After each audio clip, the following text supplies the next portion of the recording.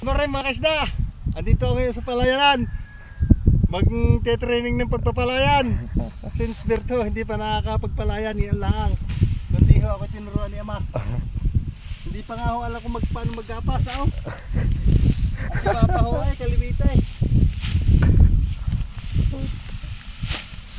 Ganito pala ako pag nag-aanay.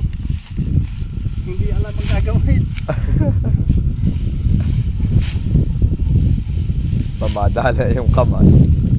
Yan. Aray, tinuruan lang ako ng Ama. Paano mag-ano? Paano mag-aray?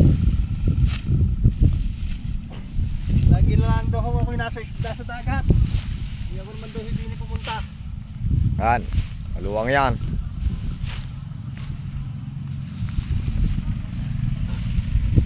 Yan. So, gulo-gulo yan, bunton. Ito sa bayawang. Ano pala ho ang tiyatama din eh, bayawang. Hindi uminat na eh. Talagang gataol. Pero yung agad natutunan ko yun. Malaki na. May nang malaki na sa kahon nato. Natutunggar na eh. First time para eh. Wala pa sa bata. Pagkatasi mo yung hangin din eh. First time ko Walang alat. karita eh. Walang alat. Purong bukid. Nakakapahiyaw eh.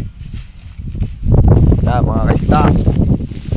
Dating magdaragat, magpapalayan na ngayon. Yan, testing daw.